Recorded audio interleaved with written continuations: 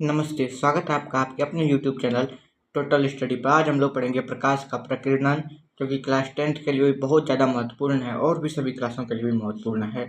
और ये स्कैटरिंग, जो इंग्लिश में बोलते हैं स्कैटरिंग ऑफ लाइट, यानी कि प्रकाश का फैलाव। तो चलिए शुरू करते हैं। तो देखिए, सबसे पहले प्रकाश का प्रकीर्णन, सबसे पहले प्रकाश की प्रकीर्णन का परिभाषा जानेंगे। मतलब जब प्रकाश की किरणें गैस के अणु, धूल या धुएं के कणों से टकराती और चारों ओर फैल जाती है तो उसे प्रकाश का प्रकीर्णन कहते हैं। समझ में तो नहीं आया होगा? नहीं ना आया? बताइए, आया? नहीं आया?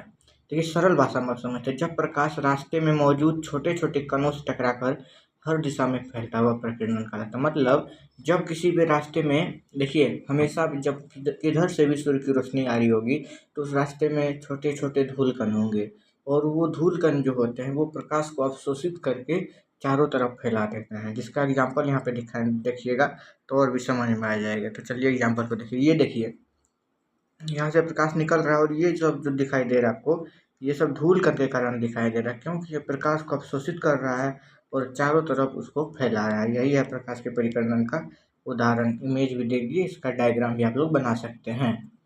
तो चलिए इसके बाद आगे देखते हैं कि प्रकीर्णन का उदाहरण भी दीजिए। उसके बाद आप लोग देखे होंगे कि आसमान नीला क्यों दिखता है। आसमान जो होता है वो नीला दिखता है क्योंकि सूर्य के प्रकाश का नीला रंग छोटे कणों द्वारा अधिक मात्रा में प्रकीर्णित होता है।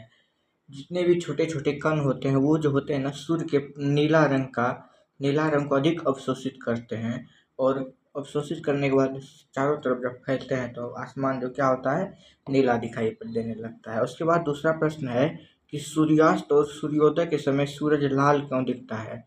हम लोग देखते होंगे कि सुबह या फिर शाम में सूरज हमें लाल दिखाई देता है। उस समय क्या होता है कि सूर्य की किरणें को ज़्यादा दूरी तय करनी पड़ती है, जिससे नीली रोशनी बिखर जाती है और लाल रोशनी बच जाती है। सूर्य की जो रोशनी को होता है ना, तो ज़्यादा दूर तय करना पड़ता है। क्यों? क्योंकि सूर्य तक जाना पड़ता है।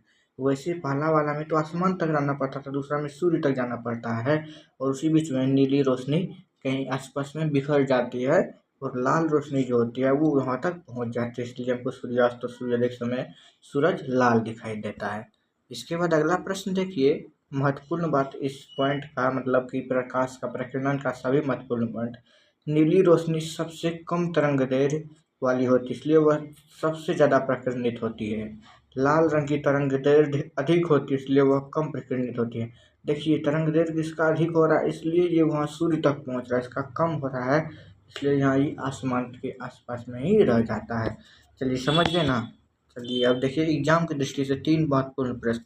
एग्जाम में अगर इस टॉपिक से प्रश्न आएगा तो वो यही 3 प्रश्न आएगा कि प्रकाश के परिकीर्णन से आप क्या समझते हैं, अभी अभी बताए प्रकाश के परिकीर्णन से।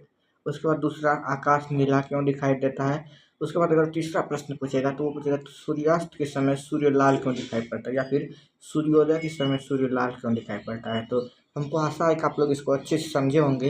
अगर नहीं समझे हैं तो वीडियो को फिर से देखिए, पूरे अच्छे तरीके से देखिए और इसको समझिए।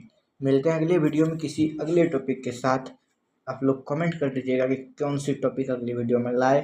तब तक के लिए जय हिंद, जय भारत।